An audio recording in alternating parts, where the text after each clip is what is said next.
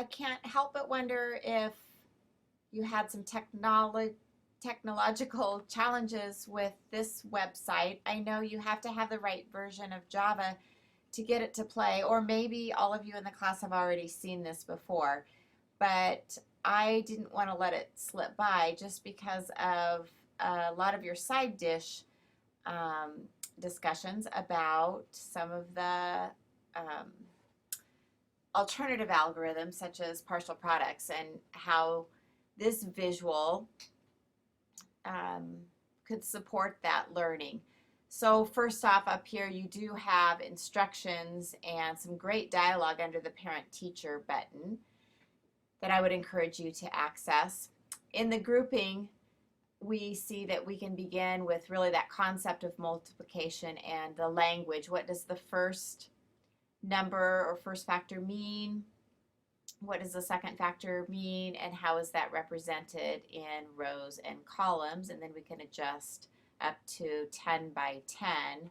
So that doesn't match up as well to algorithms, but look what happens when I switch to lattice. So I could have students that are working over here with lattice multiplication if I wanted to, or I could cover that up, and let's look at how the visual aligns with the partial products. So for 23 times 12, we can see that we're really using the distributive property, and I have a distance or a length of 12 by 10, 20, and 3 more, and that fills an area. And then within that area, if we're working on bridging this to the standard algorithm, we might want to use the same order that our students are going to be using. And so if I look at the ones place and take 2 times 3 ones, we see the 6 ones represented up here. And then if I have 2 times 2 tens, we see that represented. 2 times 2 tens gives us the 20 or the green.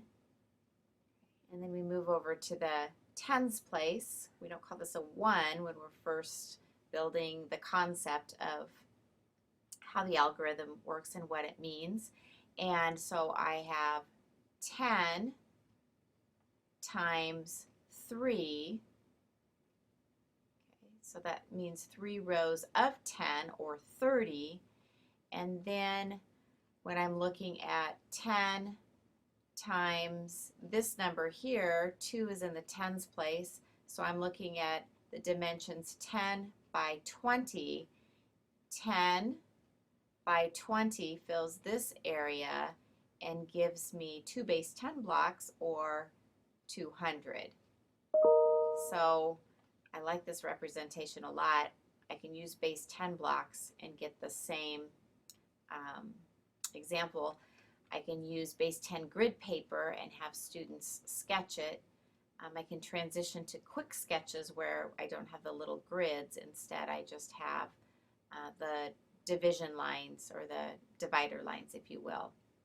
And if you're not a big fan of partial products, when I click over to common, I see the standard algorithm, and I see the format that we're more familiar with.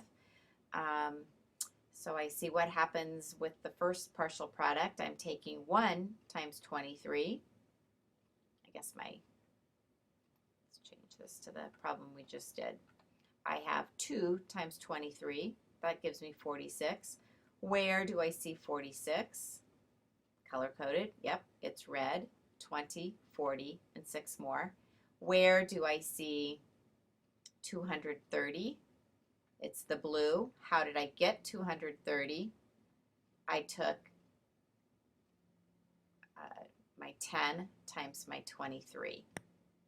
And then I can go back to the lattice and see that it's the same thing, except I had 4 partial products that I could list in list form, which is breaking down. I'd have 6, 40, 30, and 200 instead of collapsing those. So the National Library of Virtual Manipulatives, and I went to rectangle multiplication.